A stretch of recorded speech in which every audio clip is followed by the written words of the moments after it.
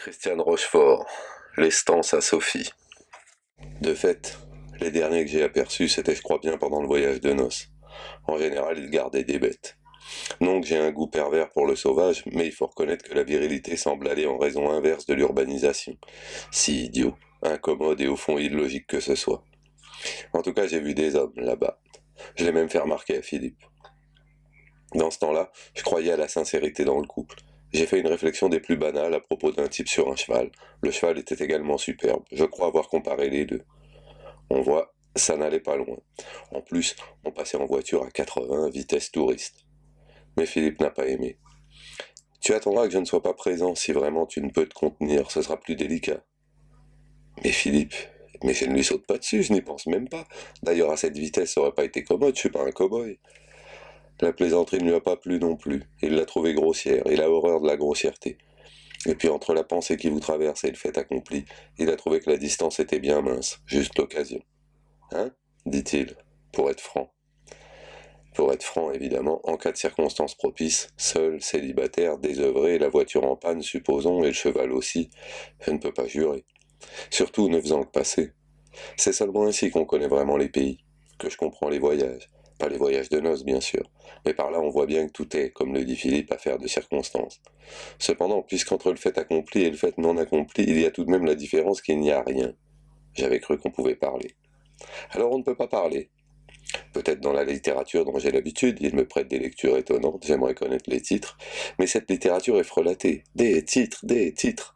Et puisque tu sembles vouloir aborder ce sujet par la bande, il n'y a qu'une fidélité, ne pas avoir l'idée même de regarder ailleurs.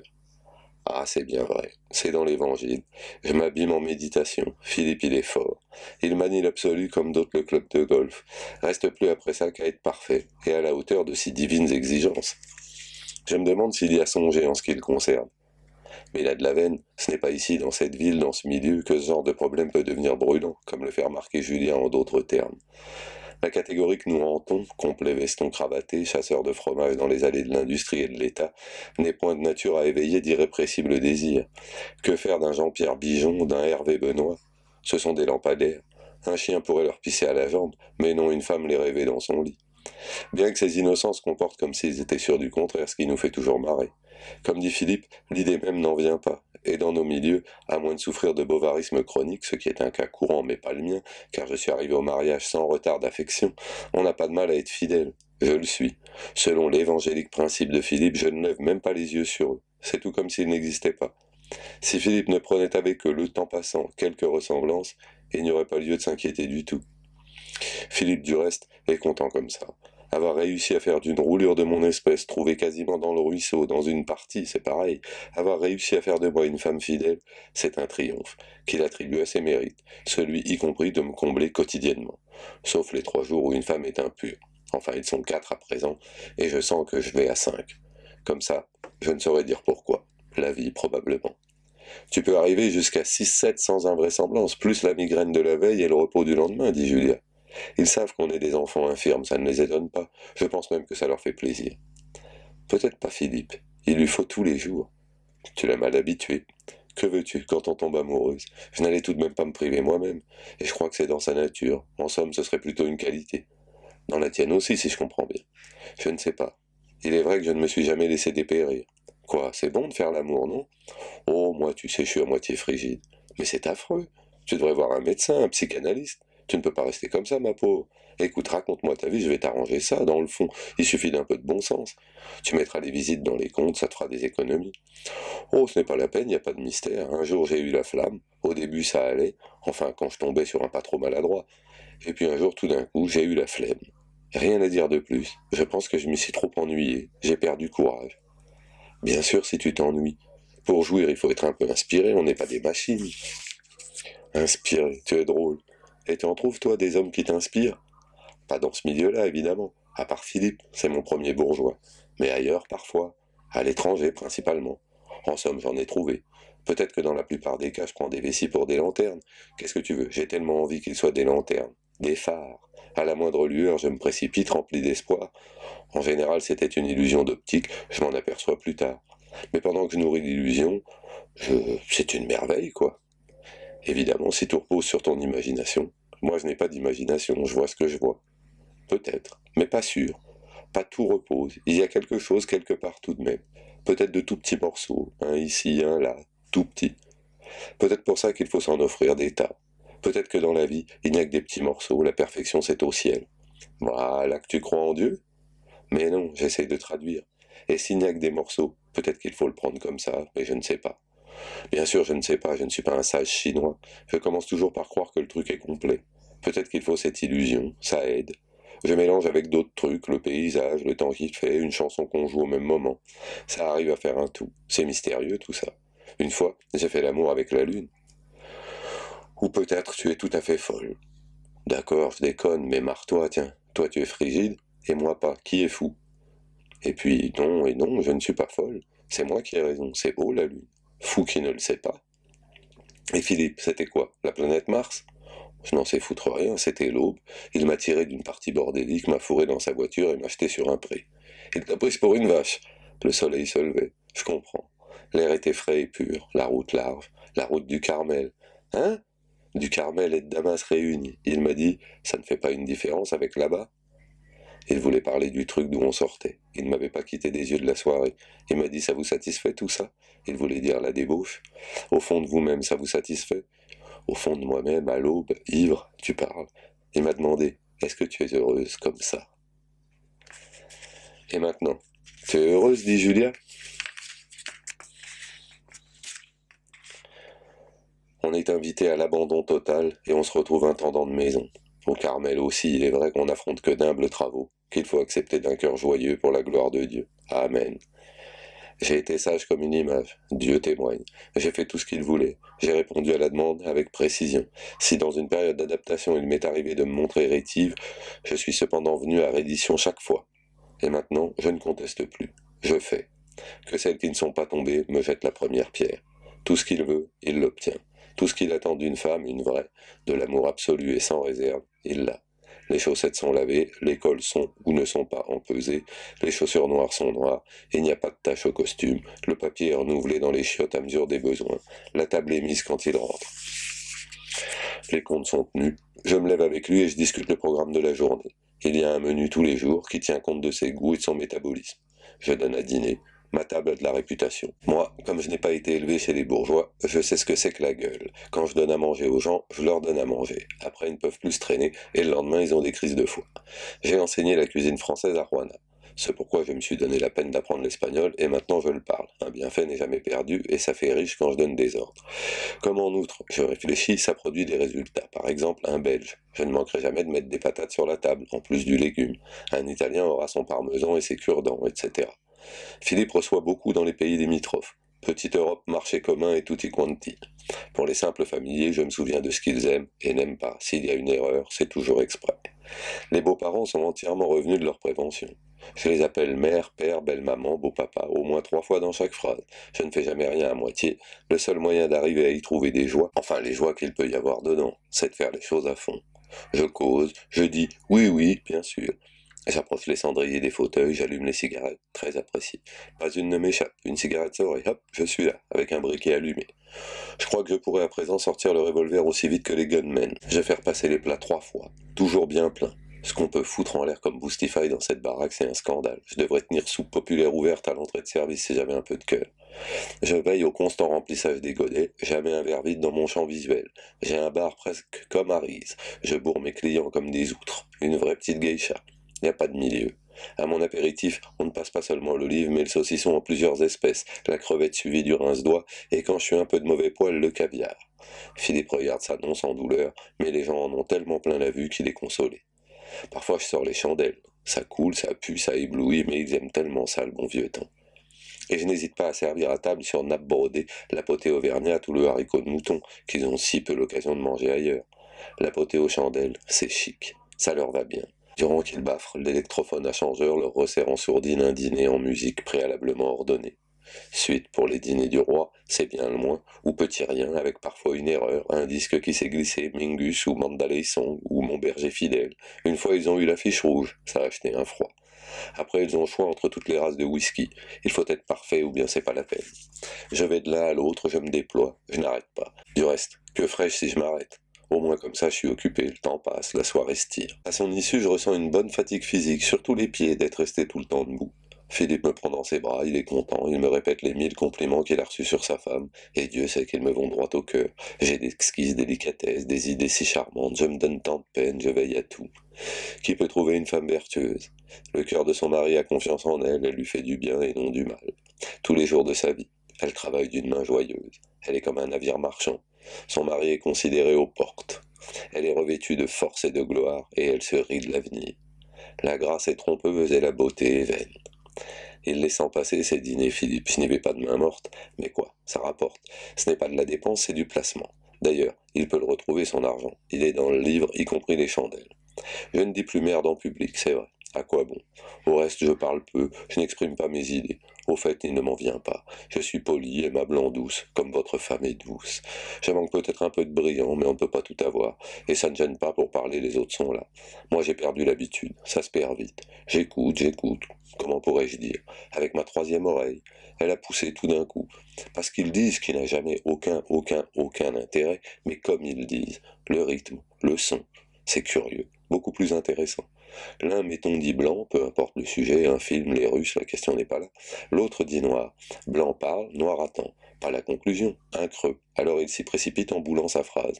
Blanc n'écoute pas. Il surveille noir pour ne pas louper le moment où il fera un creux. Soit qu'il allume sa cigarette, ou qu'il boive une gorgée, afin de s'y ruer à son tour et se mettre à parler. Il écoute très bien ce que lui-même dit. Et noir, pendant ce temps-là, attend.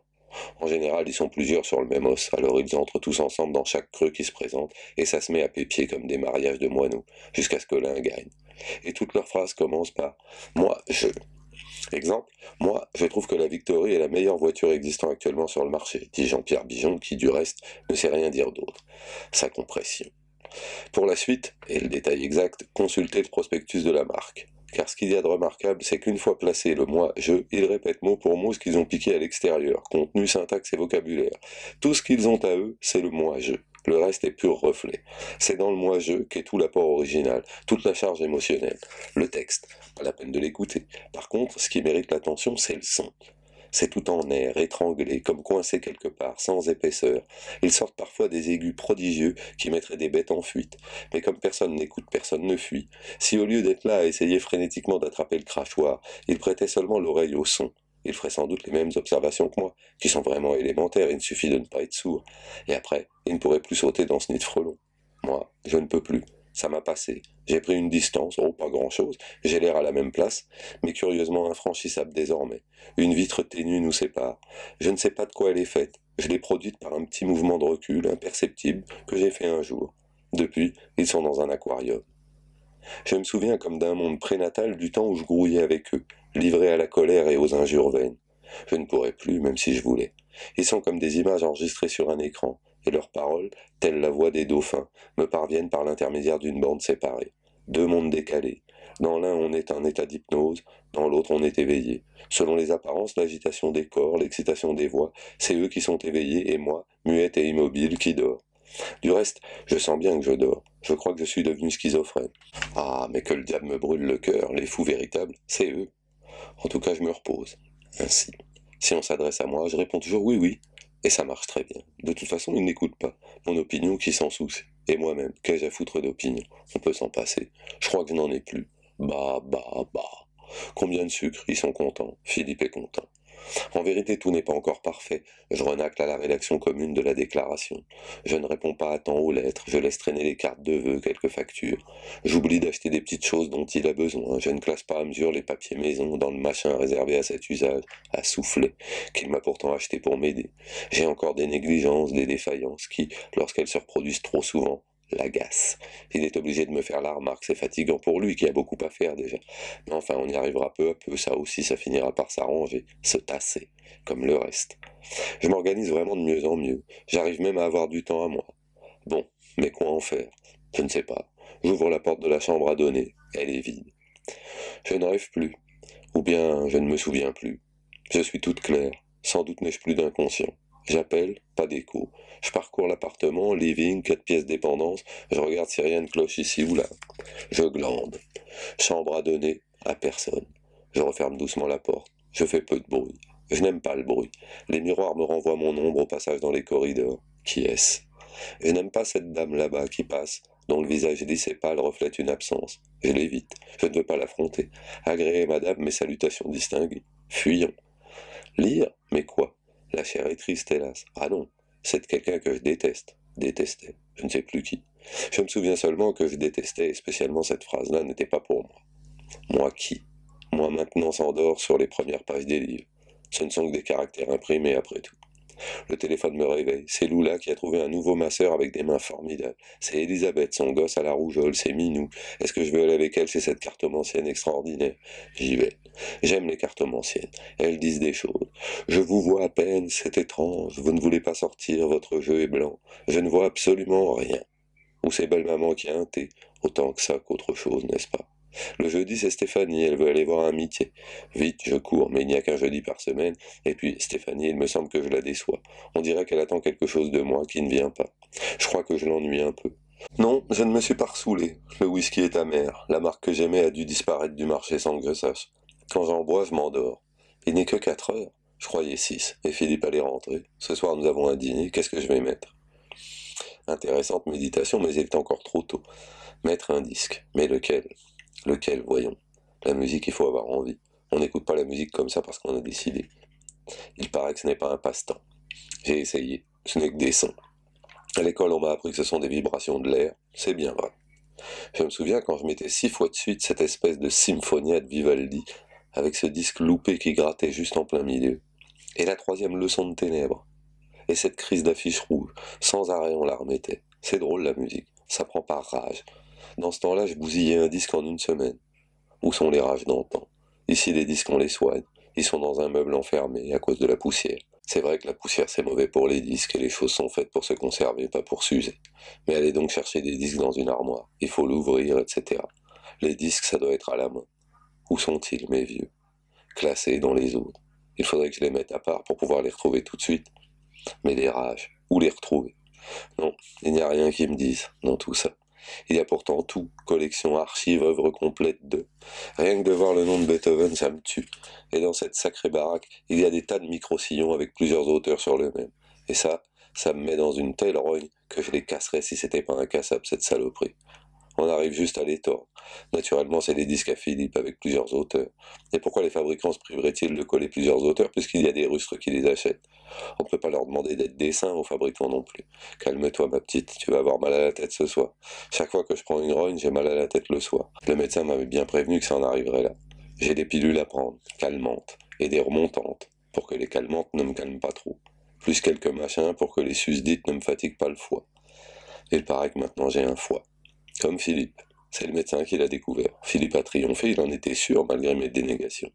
Avec la vie que j'ai menée dans ma jeunesse, maintenant j'ai une vie normale, on me soigne pour cela. Et est-ce que je suis heureuse comme ça? Philippe ne m'a pas reposé la question. Et maintenant, qu'est-ce qu'on fait? On est heureux, je ne vois rien d'autre à faire, on est heureux, et voilà. Et voilà. Et voilà. Et voilà. On a tout ce qu'il faut. D'abord, je l'ai, lui. Même, j'ai un vison. Et pas une étole, s'il vous plaît. Le manteau, carrément. Soyons justes, ça me va. Les autres ne s'y sont pas trompés. Je l'ai vu sur leur figure. Et à la suite, il y a eu une offensive terrible dans les ménages. Anniversaire de mariage, noces de fourrure, les fabricants devraient lancer ça, je suis sûr que ça serait une affaire. Je vais breveter l'idée. Ils ont déjà le Père Noël obligatoire, les mères, les pères, mais il y a encore de la place. Maintenant, selon Julia, je dois avoir mes perles. Noces de perles. Aussi, j'ai été si sage, si sage. Je l'ai bien mérité, je n'ai pas regardé un seul homme depuis que je suis marié. Enfin, depuis ce type à cheval. Qui peut en dire autant? Pas un homme. Jamais un geste déplacé, un regard en face, toujours de biais. Je suis comme un pot. Les hommes, je n'y songe tout simplement pas. Sorti de l'idée. C'est plus que c'est. Même compte tenu de l'absence sur le marché de produits de qualité suffisante, car tout de même, d'autres font avec, et je suis sûr que dans le fond, j'aurais pu en voir au moins un ou deux au besoin dans la rue, dans d'autres quartiers si j'avais bien cherché. Je n'ai pas cherché, j'ai pas envie, je m'en fous. Rien ne bouge là-dedans. Aucun transport ne se déclare, aucune élévation de température, rien.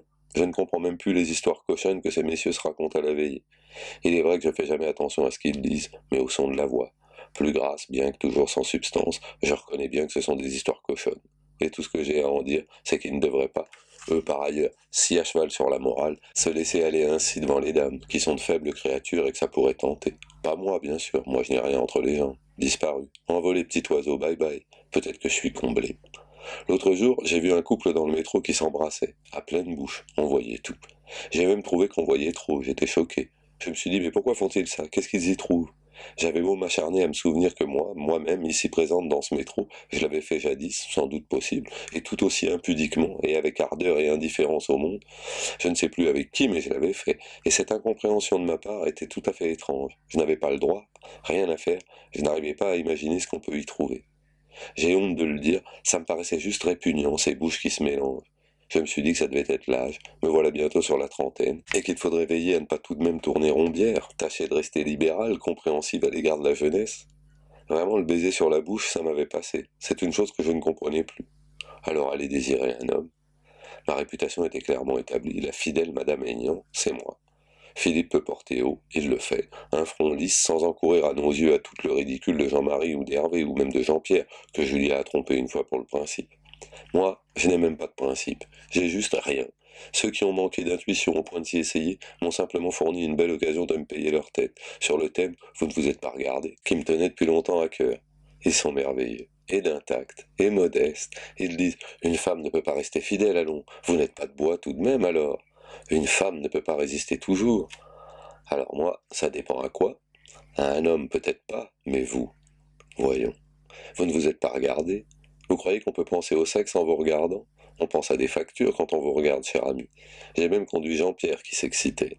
Pourquoi? Je n'ai rien d'excitant et je sais ce que c'est. Avait-il entreparié que le fier Philippe, qui probablement finissait par leur casser les pieds au cours de ces conversations qu'ils ont, avec sa belle sécurité conjugale et moi les femmes je sais comment faire, etc., etc., le serait tout comme eux? J'ai conduit Jean-Pierre devant une glace en pied et je lui ai passé la revue de détail. Comme en plus j'étais au courant de certains qui ne se voyaient pas dans la glace, nos conversations à nous sont plutôt d'ordre scientifique, on ne fait pas dans le lyrisme, j'ai fait de déplaisantes allusions sous une forme interrogative qui ne puisse trahir mes sources. Après ça, plus de bonhomme comme bien on pense. J'ai toujours été au moins aussi forte sur la débandade que sur son inverse. Ayant tiré de lui l'aveu qu'il s'agissait bien d'un pari, je lui ai précisé que si je ne trompais pas Philippe, c'est qu'il n'y avait pas de quoi. Que chacun connaisse sa place. En tout cas, ça m'a fait beaucoup plus jouir que si j'avais dit oui. Quant à Hervé, comme c'est une nave, je lui ai sans discuter filé un rencard immédiat dans un bar de la Madeleine à 2 pas des maisons de passe où il se voyait déjà, triomphant, pénétré. Et j'y ai expédié Philippe au fin de l'éclairer sur la loyauté de son bon ami Benoît. Ils se sont brouillés et j'ai été débarrassé du même coup de Lula. J'en avais marre de ses téléphones de 2 heures, de ses masseurs et de ses 3 lardons. Il ne faut jamais perdre une occasion de se marrer, il n'y en a pas tellement. Pour Jean-Pierre, je n'ai rien vendu. Pas qu'il soit pas chiant, mais j'aime bien Julia. À elle, j'ai tout raconté, bien sûr, on a l'habitude de traiter ces questions entre nous. Des heures on passe à causer bons hommes, et pas sous l'angle du sentiment, ni de la cochonnerie. Analyse de comportement, disons, précise et scientifique. J'ai l'intention du reste d'écrire un traité. J'entrepris jadis des études d'ethnologie, elles m'ont un peu déçu. Le programme présente des lacunes. Il se propose d'examiner les mœurs des peuplades sauvages, mais il en est une dont il n'est point fait mention, la race dite blanche, dite civilisée. Dites développée. Ah, je pense que je vais m'y consacrer. Je serai le Malinowski du monde occidental. Une science pas encore défrichée et qui en a besoin. Car enfin, il n'y a point d'équité à ce que le monde entier ait le droit de savoir.